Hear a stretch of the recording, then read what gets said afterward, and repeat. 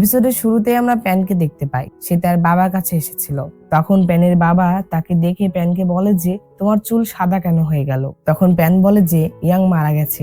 এই কথা শুনে প্যানের বাবা বলে যে তাহলে এখন কি তুমি বুঝতে পেরেছো যে কেন আমি তোমাকে তার সাথে যোগাযোগ করতে দেইনি। তখন প্যান রেগে তার বাবার কাছে আসে আর তাকে জিজ্ঞাসা করে যে আপনি কি জানেন।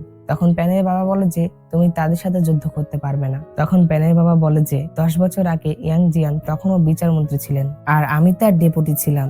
একদিন তিনি আমাকে বলেছিলেন যে তিনি আদালতে একটি বিদ্রোহী দলকে আশ্রয় দেওয়ার অভিযোগে একটি টিপ অফ পেয়েছেন।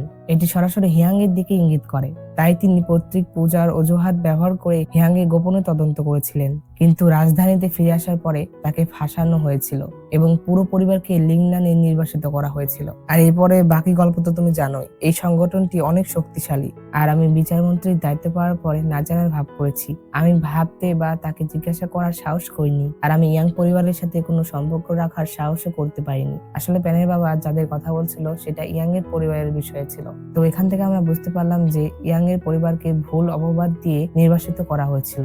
এই কথাগুলো শোনার পরে প্যান তো অনেক রেগে যায়। সে তার বাবার কলার ধরে আর তাকে বলে যে আমি অনেকদিন পরে তাকে খুঁজে পেয়েছি, কিন্তু কিছুক্ষণ পরেই তাকে হত্যা করা হয়েছে। কে তাকে হত্যা করেছে বলো। তখন প্যানের বাবা বলে যে হয়তো তারা আমাকে বিশ্বাস করেনি, যার জন্য সর্বদা তারা আমাদের উপরে নজর রেখেছিল।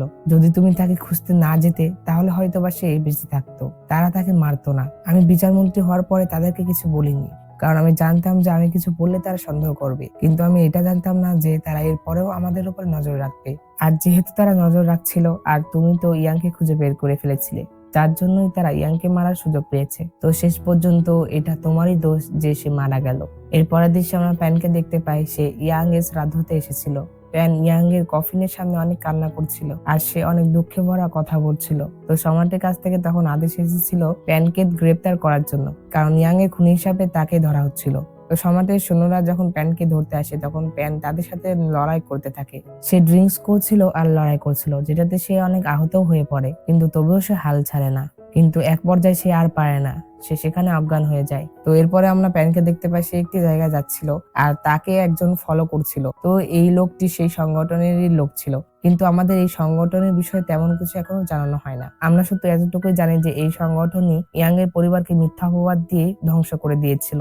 এর পরের দৃশ্যে আমরা একটি লোককে দেখতে পাই যার চেহারা আমাদের দেখা। সম্পূর্ণ ড্রামাটি যদি তোমাদের দেখতে হয় তাহলে অবশ্যই আমার চ্যানেলে প্রবেশ করবে এবং চ্যানেলে প্লে লিস্টে চলে যাবে এবং প্লে লিস্টে যাওয়ার পরে তোমরা এখানে সকল ড্রামার প্লে লিস্ট পেয়ে যাবে, যেখানে তোমরা ক্লিক করলে প্রতিটি ড্রামার প্রতিটি এপিসোড তোমরা এখানে পেয়ে যাবে। এখান থেকে তোমরা প্রতিটি ড্রামার প্রতিটি এপিসোড সম্পূর্ণ দেখতে পাবে।